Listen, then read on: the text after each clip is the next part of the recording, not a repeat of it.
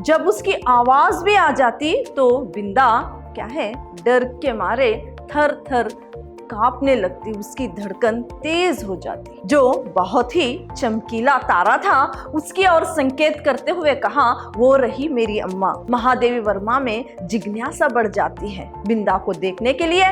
फिर वो क्या है, बिंदा के घर जाती है। चौके के खंबे से दिन दिन उसे बांधकर उसकी मां रखती थी।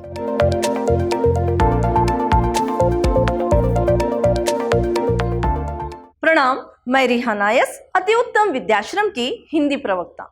मेरे प्रिय विद्यार्थियों, पिछली कक्षा में हमने जो आपके लिए प्रथम पीयूसी की पाठ्य पुस्तिका है साहित्य वैभव, इसके प्रथम सोपान गद्य भाग से जो चौथा पाठ था बिंदा, इसके बारे में मैंने आपको जानकारी दी थी। पाठ यहाँ तक हो गया था, जबकि बिंदा किस प्रकार अपनी विमाता से डरती थी, यानी अपनी सौतेली माँ से डरती थी कि जब उसकी आवाज भी आ जाती तो बिंदा क्या है, डर के मारे थर थर कांपने लगती, उसकी धड़कन तेज हो जाती। इस प्रकार वो डरती थी। महादेवी वर्मा कहती है कि उसकी आंखें ऐसे लगती जैसे कि जो बंद रहती है चिड़िया पिंजड़े में, जो उसकी आंखें सहमी सहमी सी रहती है, डरी डरी सी, इस प्रकार बंद चिड़िया की आंखों की तरह क्या है, इसकी आंखें नजर आती थी। इस तरह से कहती है। पाठ यहां तक हो गया था। आगे का पाठ इस प्रकार है। एक बार जब महादेवी वर्मा और बिंदा क्या है, आकाश की ओर देखते हुए 1 2 3 करके तारे गिन रहे थे, उस वक्त बिंदा ने कहा, वो रही मेरी अम्मा। जो बहुत ही चमकीला तारा था उसकी ओर संकेत करते हुए कहा, वो रही मेरी अम्मा। तो इसको सुनकर महादेवी वर्मा आश्चर्य में पड़ जाती है। फिर क्या है, वो बताती है कि जो आकाशवासिनी बन जाती है वो चमकीला तारा भगवान उसे बना देता है। उस वक्त महादेवी वर्मा सोचने लगती है कि हाँ, जो सच धज कर घर में जो रहती है वो नई अम्मा है, जो क्या है परलोक सुधार जाती है, भगवान उसे चमकीला तारा बना देते हैं। ये ज्ञान महादेवी वर्मा को बिंदा से मिलता है, लेकिन वो अपनी पराजय ना स्वीकारते हुए वो कहती है कि तुम अपनी नई अम्मा को पुरानी क्यों नहीं बना लेती, तब तो तुम्हें कोई दंड नहीं मिलेगा। लेकिन बिंदा इसे मानने के लिए तैयार नहीं थी, क्योंकि इसकी पुरानी जो अम्मा थी, जो इसकी सगी अम्मा थी, वो खुली पालकी में गई थी और जो नई अम्मा है वो बंद पालकी में आई थी। ये कहने की चेष्टा हो रही है कि जो महादेवी वर्मा बोल रही है कि सौतेली माँ ही होती है, वो अपनी सगी वाली माँ की जैसे प्रेम तो नहीं दे सकती। बिंदा इसीलिए इसको स्वीकारने के लिए तैयार नहीं थी। फिर महादेवी वर्मा कह रही है कि यहाँ पर मैं पंडिताइन चाची के न्यायालय से मिलने वाले सारे दंड, जो भी उसे सजा मिलती थी, उसके बारे में सब मैं जानती हूँ। यानी कुछ वो गलती कर दे तो भी उसे सजा मिलती, अगर वो ना गलती करे तो भी सजा मिलती। घंटों उसे आंगन की धूप में अपने पैर रखते हुए, घंटों खड़े होकर पैर उठाते हुए और रखते हुए उसने देखा था। महादेवी वर्मा ने बिंदा को देखा था। फिर चौके के खंबे से दिन दिन उसे बांधकर उसकी मां रखती थी, सौतेली मां, इसको भी वो देखा था। बिंदा को ये ऐसे भी देखा था कि वो भूख की हालत में उसका चेहरा पूरा मुरझाया होता, फिर भी वो नई अम्मा और मोहन को पंखा झलती थी, यानी पंखा लेकर उसे झलती थी। ये घंटों खड़े होकर वो झलती थी, इसको भी मैंने देखा है। फिर जो वो अपराध नहीं करती थी उसके लिए भी उसे जो दंड मिलता वो भी मैंने देखा है। जब मोहन के खाने में यानी पंडित जी के खाने में अगर बाल मिल जाए, वो भी मोटा और घुंघरालू बाल जो पंडिताइन चाची का था, वो भी मिल जाए, इसकी भी सजा बिंदा को ही मिलती थी। इस तरह से जो बिंदा को वो किस प्रकार उसकी विमाता उसके साथ बुरा व्यवहार करती थी, इसके बारे में महादेवी वर्मा कह रही है। बिंदा के छोटे छोटे हाथों से जब उसके तेल से तेलहीन बाल जो धूल से लिपटे होते, उसको वो क्या है ठीक से धो नहीं पाती थी। लेकिन एक बार पंडिताइन चाची ने क्या है कैंची लेकर, उसके बाल भूरे और कोमल बाल थे, पंडिताइन चाची ने उसके बालों को काट दिया। फिर बिंदा ऐसी बैठी रही मानो उसका सिर और बाल उसके ही ना हो। इस तरह से क्या है विमाता उस पर क्या है अत्याचार करती। फिर महादेवी वर्मा कह रही है कि ये एक दिन जब बिंदा ने यानी मोहन के लिए दूध गर्म कर रही थी और दूध उफान जा रहा था यानी बॉयल हो रहा था, उस वक्त उसने उठाने की कोशिश की। ऐसे ही उसने पैरों में क्या है उसके हाथों से छूटकर पैरों पर जो गर्म दूध था गिर पड़ा। बिंदा क्या है उस दर्द को सहती हुई दौड़ती हुई महादेवी वर्मा के पास आई और क्या है उसको बताया कि मुझे बचा लो, यानी मुझे कहीं छुपा लो। उसके पैर जले हुए थे, वो रोते हुए उस दर्द को सहती हुई, लेकिन उसको दर्द इतना हो रहा था फिर भी उस दर्द का एहसास उसे नहीं हुआ, बल्कि पंडिताइन चाची यानी इसकी विमाता किस तरह इसे सजा देगी, अब जो दूध गिर गया है उसके लिए वो क्या दंड देगी, ये सोचकर उसकी धड़कन तेज हो रही थी। वो छोटी सी बच्ची महादेवी वर्मा को कहती है कि मुझे कहीं छुपा लो, यानी छुपा दो। उसने क्या है महादेवी वर्मा कहती है कि बिंदा ने जो उसकी धड़कन तेज हो गई थी उस पर अपने सीने पर हाथ रखवाया, फिर कहा कि मुझे कहीं छुपा दो। महादेवी वर्मा उसकी हाथ तो खींचकर अपने घर लेकर आई, लेकिन माँ के पास ले जाने का उसे साहस नहीं हुआ और ना ही छुपाने के लिए कोई स्थान खोजा। तभी बाजू की दीवार से यानी पंडिताइन चाची के घर से पंडिताइन चाची का स्वर इतना ऊंचा हुआ कि दोनों डर के मारे क्या है जो चारा रखते हैं बैलों का वो कोठरी में जाकर छिप जाते हैं। यहाँ बिंदा इस तरह से कांप रही थी, डर रही थी, उसके पैर जो हैं क्या है जलने के बावजूद भी चारे का चुभन होता है, चारे से जो घास से चुभन होती है वो भी सहकर ऐसे बैठी हुई थी जैसे कि रेशम का बिछोना हो। लेकिन महादेवी वर्मा को वो चारा यानी वो जो ग्रास है वो चुभ रहा था।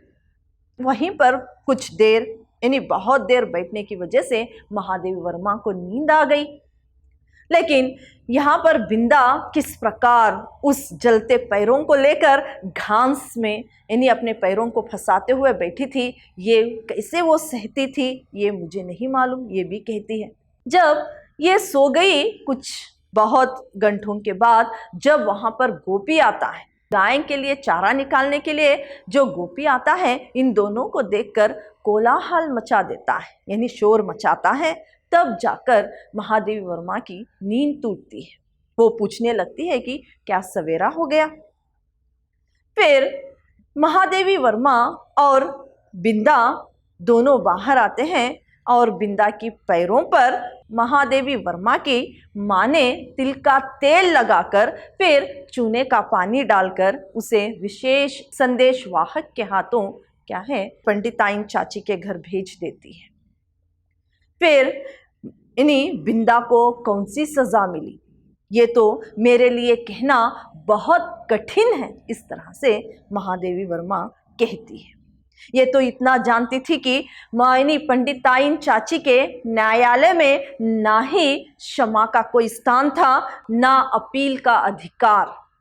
वो यहाँ पर वो किसी की भी सुनती भी नहीं थी, वो जो और वो क्षमा भी नहीं करती थी बल्कि सिर्फ वो सजा देती थी। इस तरह से उसे जो ना किए हुए अपराध की भी सजा भोगनी पड़ती। उसने अपराध किया था उसके लिए भी क्या है, इसको ही सजा मिलती थी। इस प्रकार बिंदा के बारे में महादेवी वर्मा कहती है। इसके बाद मैंने बिंदा को कम ही देखा आंगन और घर में घूमते हुए, और कुछ दिनों के बाद मैंने उसे नहीं देखा।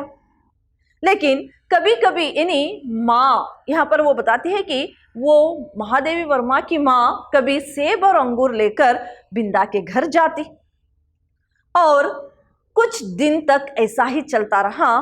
फिर वो क्या है, रुखैया से बहुत ही विनय से पूछने लगती है कि बिंदा कहाँ है। बोलती है कि वो उनके घर में महारानी आई है। तब महादेवी वर्मा कहती है कि वो मुझसे मिलने के लिए क्यों नहीं आई। तब महादेवी वर्मा में जिज्ञासा बढ़ जाती है बिंदा को देखने के लिए। फिर वो क्या है, बिंदा के घर जाती है। सभी की नजरों को बचाते हुए दोपहर के समय वो बिंदा के घर जाती है। नीचे के खंड में बिंदा एक मैली सी चादर में और चारपाई पर पड़ी है। ऐसी लग रही है कि उसका शरीर और चारपाई भिन्न ही ना हो। उसकी आंखें अंदर गड़ गई थी। फिर वो उसकी ओर देखती है। उसकी ओर जब वो देखती है, सोचने लगती है, जब कोई भी बच्चा बीमार हो जाए तो माँ क्या है, उसके माथे पर हाथ रखकर बैठती है, और पिताजी उसके बिस्तर के पास क्या है, चक्कर काटते हुए परेशानी में घूमते हुए नजर आते थे। लेकिन यहाँ पर कुछ नहीं था, वहाँ पर दवाइयाँ थी। यह देखकर उसका आश्चर्य का ठिकाना रहा, और बिंदा ने ही कुछ संकेत करते हुए कहा कि जो मोहन और इसकी जो नई माँ है वो ऊपर के खंड में रहती है और वो नीचे नहीं आ पाती, शायद बीमारी की डर से, क्योंकि बिंदा को चेचक हो गया था, जिसे हिंदी में शीतला भी कहते हैं, जो स्मॉल पॉक्स है, उसे ऐसे हो गया था। ये बीमारी से डरते हुए उसके पास कोई नहीं आता था, सिर्फ बरौनी ही उसका काम करके चली जाती। यहाँ पर वो बता रही है कि वो बीमार होने के बावजूद भी ना ही उसकी नई अम्मा उसे देखने या उसकी सेवा करने के लिए आती, ना ही उसके पिता। वो तो सिर्फ ऊपर के खंड में ही बीमारी के डर से रह जाते। फिर इसके बाद वो कहती है कि माँ की बात का उल्लंघन करके मैंने बिंदा को जाकर देखकर आई। इसके बाद माँ क्या है, डर गई थी और फिर से मैं उसे देख नहीं पाई। यानी जब माँ की बात वो उल्लंघन करके चली जाती है बिंदा को देखने के लिए, इसके बाद उसे रोका गया, बिंदा से मिलने या देखने के लिए रोका गया। तो क्या है, वो बहुत दिनों तक बिंदा को नहीं देखी। तो एक दिन माँ जब रामायण पढ़कर बैठी हुई थी तो रुखैया ने उसके कान में कुछ कहा। तब महादेवी वर्मा ने इसको देखा। माँ ने बार बार अपनी आंखें पोंछी, फिर रामायण बंद करके वहां से पंडिताइन चाची के घर जाने के लिए तैयार हो गई। जाते वक्त वो ये कहना नहीं भूली कि तुम बाहर मत आना। महादेवी वर्मा को बाहर ना आने के लिए कहते हुए वो चली जाती है। रुखैया उसके लिए त्रिकालदर्शी से कम नहीं थी। फिर महादेवी वर्मा की जिज्ञासा और भी बढ़ गई। वो खिड़कियों से, ऊपर के छत से देखने की क्या है, कोशिश करती है। जब वो ऊपर से खिड़कियों से झांक कर देखती है तो बिंदा के घर के पास बहुत बड़ी भीड़ खड़ी हुई थी, यानी बहुत बड़ी भीड़ जमी हुई थी। वो सोचती है कि बिहार में यानी विवाह में जो भीड़ रहती है, यानी आदमी जब जमते हैं, इस तरह से सभी लोग जमे हुए थे और कुछ मैं देख नहीं पाई। लेकिन वो सोचने लगी मन ही मन कि इनके घर में किसका विवाह हो रहा है। यानी बिंदा की माँ तो आकाशवासिनी बन गई है, उसका तो विवाह नहीं हो सकता। क्या है, मोहन और पंडिताइन चाची का तो विवाह हो गया है, तो इनके घर में कौन है जो विवाह हो रहा है। तब वो सोचती है कि सिर्फ बिंदा का विवाह हो रहा है, उसकी शादी हो रही है, उसने मुझे नहीं बुलाया।